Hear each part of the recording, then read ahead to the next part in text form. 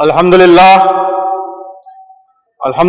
رب العالمین وبہ نستعین علی امور الدنیا والدین والسلام علی المرسلین وعلی آلہ واصحابہ اجمعین الی یوم الدین فاعوذ باللہ من الشیطان الرجیم بسم اللہ الرحمن الرحیم وابتغی فیما آتاک اللہ الدار الآخرہ ولا تنس نصیبک من الدنیا وَأَحْسِن كَمَا أَحْسَنَ اللَّهُ إِلَيْكَ صدق اللہ العظیم۔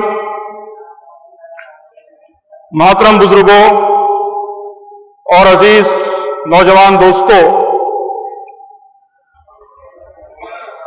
کووڈ-19 کے بعد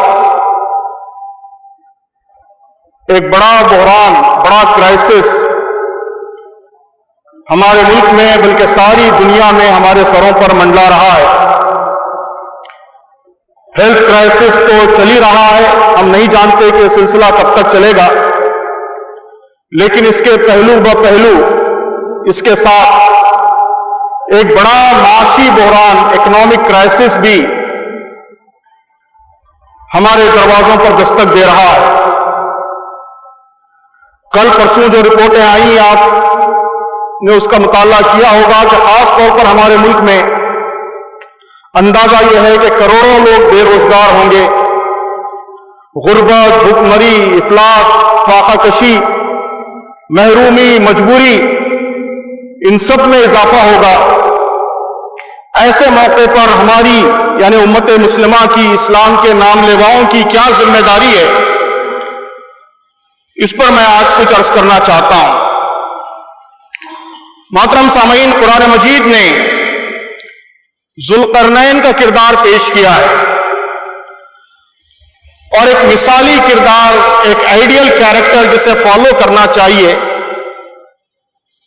اس حیثیت سے ذوالقرنین کے کردار کو پیش کیا ہے۔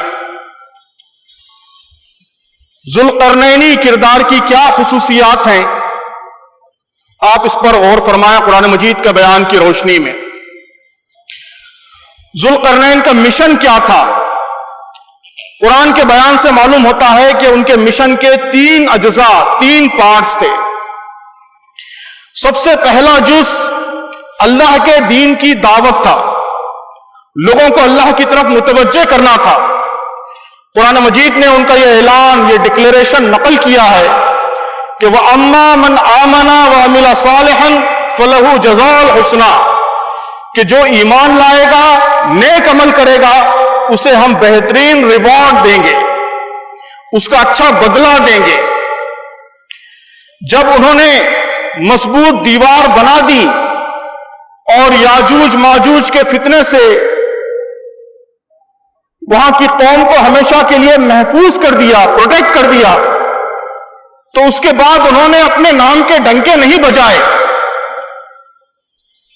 ان کے حواریوں نے ان کے نام کے گن گانا شروع نہیں کیا، بلکہ ذوالقرنین نے بڑی انکساری، بڑی عاجزی کے ساتھ کہا کہ ھذا رحمت من ربی، کہ یہ سب کچھ میرے رب کی رحمت ہے، یہ مضبوط دیوار جسے بنا کر میں نے تم کو محفوظ کیا ہے، یہ میرا کارنامہ نہیں ہے، یہ میرے رب کی رحمت ہے۔ اور یہ بھی کہا کہ فَإِذَا جَاءَ وَعْدُ رَبِّي جَعَلَهُ دَكَّا، کہ جب میرے رب کا وعدہ آ جائے گا، قیامت آ جائے گی، تو یہ مضبوط آہنی دیوار، لوہے کی دیوار، یہ بھی زمین بوس ہو جائے گی۔ تو آپ غور کیجئے کہ انہوں نے انسانوں کو، اس قوم کو خدا کی طرف بھی متوجہ کیا، اور آخرت، قیامت، دنیا کے انجام، اس کی تذکیر بھی کی۔ تو دعوت دین یہ ذوالقرنین کے مشن کا پہلا جز تھا۔ دوسرا اہم جز وہ عدل کا قیام اور ظلم کا خاتمہ تھا۔ قرآن مجید نے ان کا یہ بیان بھی نقل کیا ہے کہ وَأَمَّا مَنْ ظَلَمَ فَسَوْفَ نُعَذِّبُهُ، کہ جو ظلم کرے گا اس کو ہم عنقریب کڑی سزا دیں گے، یعنی ظلم کا خاتمہ کریں گے۔ تو ظلم کا خاتمہ، ظلم کے خلاف لڑنا اور انصاف اور عدل قائم کرنا، یہ بھی ذوالقرنین کے مشن کا دوسرا اہم اور امپورٹنٹ پارٹ تھا۔ تیسرا پارٹ جس پر ہمیں آج خاص طور پر غور کرنا ہے، وہ انسانیت کا سچا درد، مجبور پریشان حال انسانوں کی خدمت, ان کے مسائل کا حل, یہ ان کے مشن کا اہم پارٹ تھا.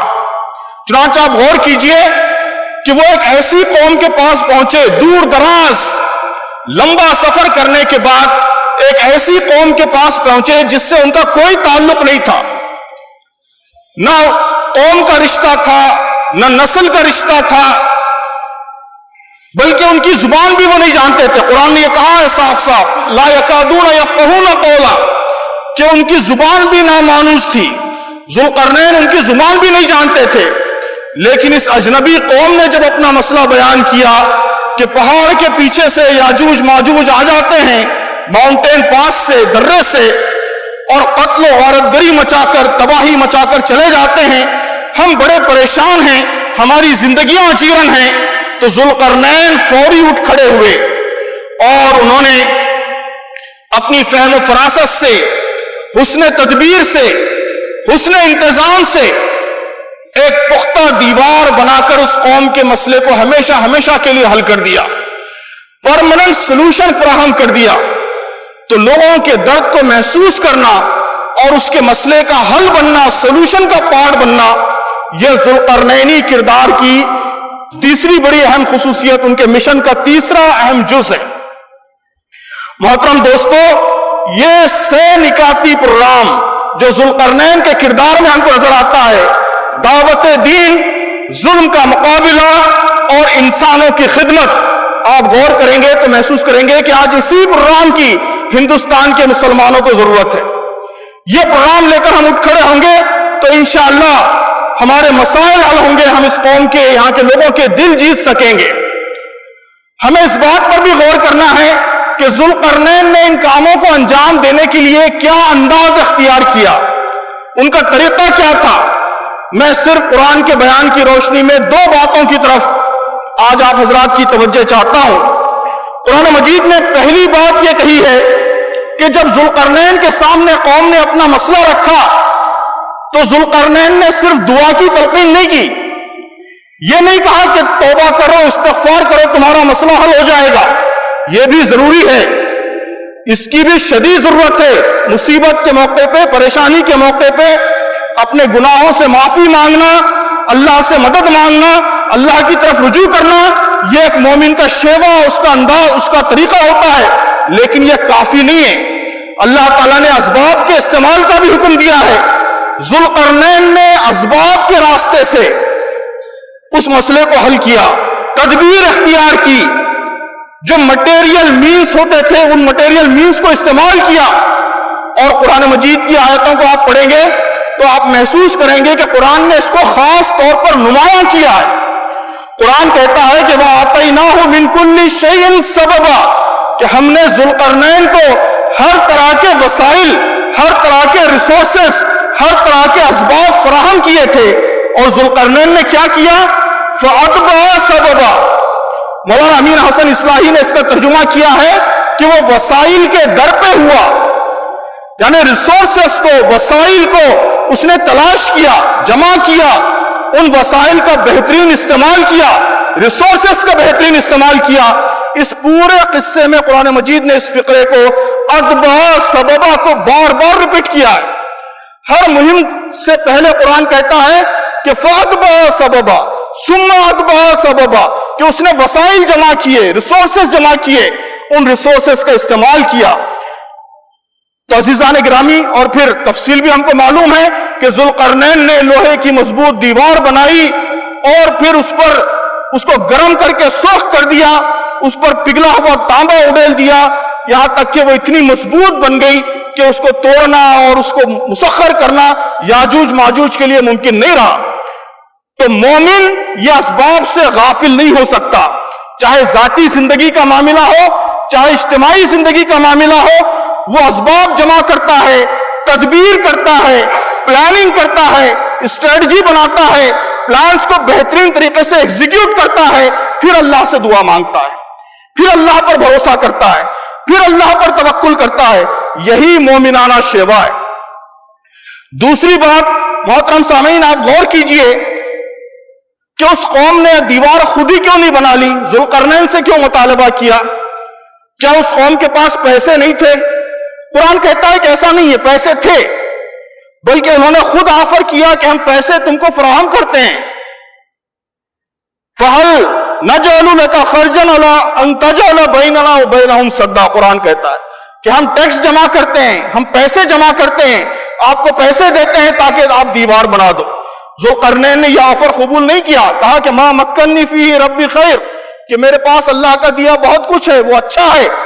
فَأَعِينُونِي بِقُوَّةٍ، البتہ تم مین پاور کے ذریعے، لیبر کے ذریعے میری مدد کرو.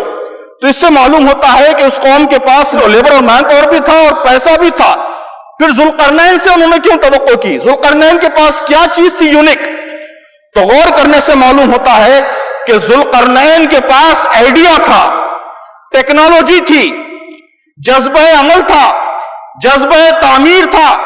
اپنے آئیڈیا کو عمل کا جامہ پہنانے، اس کو ایگزیکیوٹ کرنے کی صلاحیت تھی، قابلیت تھی. عزیز دوستو، آج کی اس ترقی یافتہ دنیا میں بھی کامیاب ہونے کے لیے، دنیا کے مسائل کو حل کرنے کے لیے اسی چیز کی ضرورت ہے، اسکل کی ضرورت ہے، انوویشن کی ضرورت ہے، نئے آئیڈیاز کی ضرورت ہے، اپنے آئیڈیاز کو نافذ کرنے، اس کو ایگزیکیوٹ کرنے کی صلاحیت کی ضرورت ہے، پلاننگ کی، اسٹریٹجی کی ضرورت ہے. قرآن کہتا ہے کہ ان چیزوں کے ذریعے ذوالقرنین نے ان کے مسائل کو حل کیا.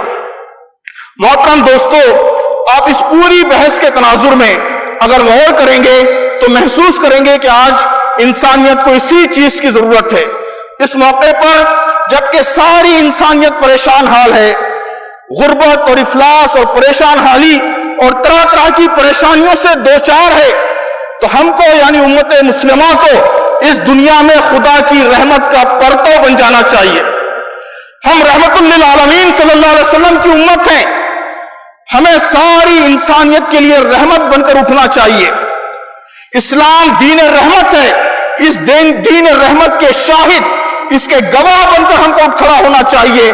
اور اس کا طریقہ یہی ہے کہ ہمارے نوجوان آگے آئیں، مسائل کا انوویٹو سولوشن ڈھونڈیں، نئے طریقے ڈھونڈیں. ہم اسباب کی فکر نہیں کرتے، ہم سمجھتے ہیں کہ صرف دعاؤں سے، توقعات سے مسائل حل ہو جائیں گے. انفرادی زندگی میں بھی میں ہمیشہ اس کی طرف توجہ دلاتا ہوں کہ سارے ڈاکٹرز کہہ رہے ہیں کہ ماسک پہنیے، ہم ماسک نہیں پہنتے. یہ صرف ایک انفرادی رویہ نہیں ہے، ہمارے مزاج کی عکاسی کرتا ہے. یہی رویہ جب اجتماعی زندگی میں آتا ہے تو ہمارے پاس ٹی وی چینلز نہیں ہیں، ہمارے پاس اخبارات نہیں ہیں، ہمارے پاس تھنک ٹینکس نہیں ہیں، آرگنائزیشنز نہیں ہیں. ہے تو ان کے پاس پلاننگ، اسٹریٹجی میکنگ، کامیابی کے چیزوں کو کرنے کے جو جدید طریقے ہیں. اللہ کی سنت یہ ہے کہ انہی طریقوں سے وہ انسانوں کو کامیابی عطا کرتا ہے. ہم اس سے غافل رہتے ہیں، جبکہ اسلام کی تعلیم یہی ہے کہ اللہ پر توکل پہلے اسباب اختیار کرنے کے بعد، تدبیر اختیار کرنے کے بعد، پہلے اونٹ کو رسی سے باندھو پھر اللہ پر توکل کرو. پہلے بدر کے میدان میں ساری تیاری کے ساتھ جو کچھ ٹوٹی پوٹی تلواریں ہیں، جو کچھ گھوڑے ہیں، اونٹ ہیں، جتنے کچھ 313 صحیح لوگ ہیں، ان سب کو لے کر آ جاؤ بدر کے میدان میں، اور اس کے بعد اللہ کے حضور سجدہ ریز ہو جاؤ. پہلے ماسک پہنو، دوری اختیار کرو، اور اس کے بعد دعا کرو اللہم ارفع عنا البلا، کہ اللہ ہم سے اس بلا کو دور فرما.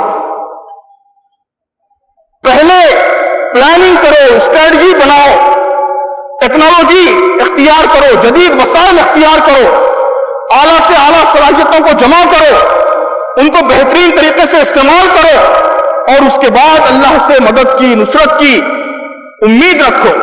یہی اسلام کا فلسفہ ہے، یہی توکل ہے. آج اس چیز کو اختیار کرنے کی ضرورت ہے. ذوالقرنین کے اس واقعے سے اس کا سبق ملتا ہے، اور اسی طرح یہ سبق ملتا ہے کہ ہم انسانوں کے مسائل کو حل کرنے کے لیے انوویشن سے کام لیں. خدمت خلق صرف خیرات بانٹنے کا نام نہیں ہے، اور اس چیز کا بھی نام نہیں ہے کہ دنیا بھر میں جس طرح کے ادارے چل رہے ہیں ویسے ہی کچھ ادارے ہم بھی بنا لیں اور اس کو چلائیں. آج کی دنیا میں انسانوں کی خدمت کے لیے، انسانوں کے مسائل کو حل کرنے کے لیے انوویشن کی، ندرت کی، اختراع کی ضرورت ہے. کہ ہم انوکھے سولوشنز لے کر آئیں، انوکھے حل لے کر آئیں، اسلام کی تعلیمات کی روشنی میں، قرآن و حدیث کی تعلیمات کی روشنی میں دنیا کے مسئلے کا انوکھا سولوشن، انوکھے حل ڈھونڈیں اور اسے انسانیت کے سامنے پیش کریں، اس کو ایگزیکیوٹ کریں، اس کو نافذ کریں۔ اس وبا کے دوران، لاک ڈاؤن کے دوران ملک بھر میں ہمارے نوجوانوں نے، مسلم نوجوانوں نے الحمدللہ اس چیز کے غیر معمولی نمونے پیش کیے ہیں۔ جو واقعات، تفصیلات معلوم ہو رہی ہیں، اس سے محسوس ہوتا ہے کہ ایک نئی بیداری اس سلسلے میں آئی ہے۔ ضرورت اس بات کی ہے کہ یہ سلسلہ آگے بڑھے اور ہم اس ملک میں سولوشن بن کر ابھریں، مسائل کا حل بن کر ابھریں کہ بڑے سے بڑے مسئلے کا حل کہاں ہو سکتا ہے، امت مسلمہ کے نوجوان حل دے سکتے ہیں۔ یہ ہماری تصویر بنے۔ آپ نے یہ بھی دیکھا کہ جب یہ تصویر آپ کی بنتی ہے تو کس طرح فرقہ پرستی کا مسئلہ حل ہونے لگتا ہے، کس طرح دشمنی ختم ہونے لگتی ہے، کس طرح نفرتیں ختم ہونے لگتی ہیں۔ عزیزان گرامی، اس ملک کے حالات کا حل یہی ہے کہ ہم یہاں کے انسانوں کے دلوں کو اور دماغوں کو جیتنے کی مہم شروع کر دیں۔ دماغ جیتے جا سکتے ہیں دعوت دین کے ذریعے کہ آپ اللہ کا پیغام لوگوں تک پہنچائیں گے، غلط فہمیاں دور کریں گے، صحیح بات کمیونیکیٹ کریں گے، اسلام کے نالج کو عام کریں گے تو انشاءاللہ دماغ جیتے جائیں گے۔ اور دل جیتے جا سکتے ہیں خدمت کے ذریعے کہ آپ انسانوں کی خدمت کریں گے، ان کے مسائل حل کریں گے، ان کے دکھوں پر مرہم رکھیں گے، ان کے لیے سولوشن بن کر ابھریں گے تو آپ دل جیتیں گے۔ آپ دل اور دماغ جیت کر ہی یہاں ایک نئی صبح طلوع کر سکتے ہیں، نفرتوں کا مقابلہ کر سکتے ہیں، آپ کو جو مسائل درپیش ہیں ان مسائل کا مقابلہ کر سکتے ہیں۔ میں اللہ تعالیٰ سے دعا کرتا ہوں کہ اللہ تعالیٰ ہم سب کو دعوت دین کے لیے، خدمت خلق کے لیے اور قیام عدل کے لیے اٹھ کھڑے ہونے کی اور اس کا امین بننے کی توفیق عطا فرمائے۔ بارک اللہ لنا ولکم فی القرآن الحکیم ونفعنا ایاکم بالآیات وذکر الحکیم، انہ تعالی جواد کریم بر رؤوف رحیم ورب حلیم۔